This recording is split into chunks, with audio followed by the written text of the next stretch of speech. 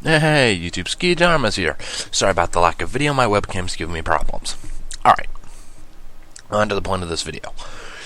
So, I've been in this point in my life for a while now where I need to start, looking for a job and trying to set myself up for later on in life, right? And given my home schedule, the schedule of my family members and all that happy crap, it makes it really difficult for me to be able to get around town to drop off applications or even pick them up in the first place. So that makes it absurdly difficult for me to be able to get a job where I can, get anything done. So here's what I'm thinking. I'm thinking that, think about it in this light. You know how artists will let people commission them, charge a certain amount of money for a certain level of quality of work, and then they basically get paid, and then they create a piece of artwork for someone, right? Well, I figure, why can't I do something like that? So here's what I'm doing. Now, please spare me. If there's a big enough outcry over this, I'll shut it down. But it has to be from enough people. I'm not just going to shut it down if one person says this is stupid. Because I seriously do kind of need to start setting myself up for later on, and I think this would be a good starting step. Anyways, so here's what I'm thinking. I'm thinking that I'm going to go ahead and set up something similar to what those artists I mentioned before do. Because people ask me to do readings every now and then, and I go in, I check out the story, but I don't really have any motivating factor to actually sit down and do an audio reading of it. If I try to read, I get a few chapters in, and it's like, eh. So I think if I have some motivation behind it and I can fit it into my schedule, that should, excuse me, just got finished eating, but that should really help me get motivated to do that. And that motivation is that someone will have paid me to do that reading. So, down in the description, there's going to be a list of the price ranges, which is very variable. It all depends on the length of chapters, as well as requirements for a story to be read. Just to make sure, for those of you who choose not to read descriptions, I'm going to go ahead and list them off here and now. So, alright.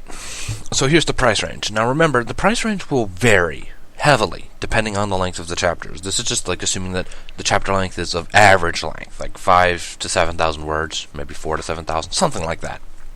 So there's medium range of chapter length, the average. So 1 to 4 chapters is $1.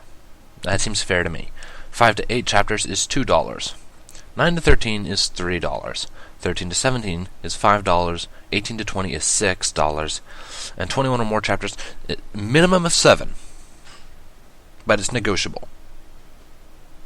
Alright, so that's the price range. You can ask some questions about that if you so choose. Here are the requirements before I will do anything of the sort. The story must be positively received. What that basically means is it needs to have more likes than dislikes.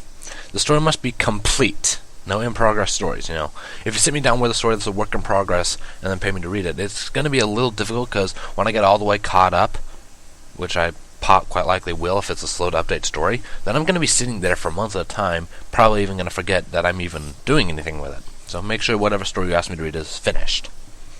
So it should be well proofread is the next requirement. What this basically means is that it has to be, for lack of a better term, there can't be too many grammar errors, spelling errors, punctuation errors, etc. It just has to meet a certain standard of mine.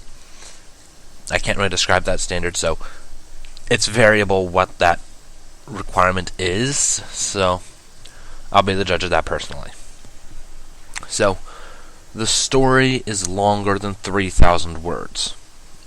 As long as it's 3,000 or more words, I'm happy with it in terms of reading it. The problem is that if it's too short, and even if it's a good story, I'd feel like I was stealing, so to speak, because I'd get money for it and I'd do very little. It was I don't know, it just doesn't quite sit right with me for some reason, even though I know it's a very fair trade-off. So, next requirement is I need permission from the author. If I can't get that, you're out of luck. I'm sorry. It's just part of what I do. When I read a fanfic, the first thing I do if I'm going to do an audio reading is I ask the author if I can. It's as simple as that.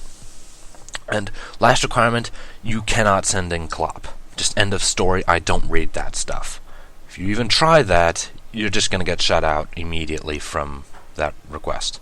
You can still send another request, just no clop requests, please. Because I really kind of hate that part of this fandom. No offense or anything to those guys who like that stuff. I just personally don't. I really don't like clop in any way, shape, or form. So, so my Gmail address should be down in the description somewhere after the requirements. And that'll be the basic method of getting in touch with me if you want me to read a story. So I'm still working out in my head how exactly I'm going to be handling this. But, well, we'll see how it goes. And as I stated earlier, if there's a big enough outcry over this and people get up in arms about it, then I'll stop this idea. But if enough people are fine with it, I'm going to keep rolling with it. And if everyone's just neutral on it, I'm still going to roll with it. Because, as I've stated, I do kind of need to start thinking about my future, and I think this would actually be a decent thing to put on a resume. And it would also be a good way of me getting something in my PayPal account so I can get like a better laptop and a professional microphone. So, alright. I've covered all my bases, I think. I've been going at this for about 6 minutes and 35 seconds, something like that. I'm going to go ahead and cut the video here and see what you guys think. Alright, bye-bye.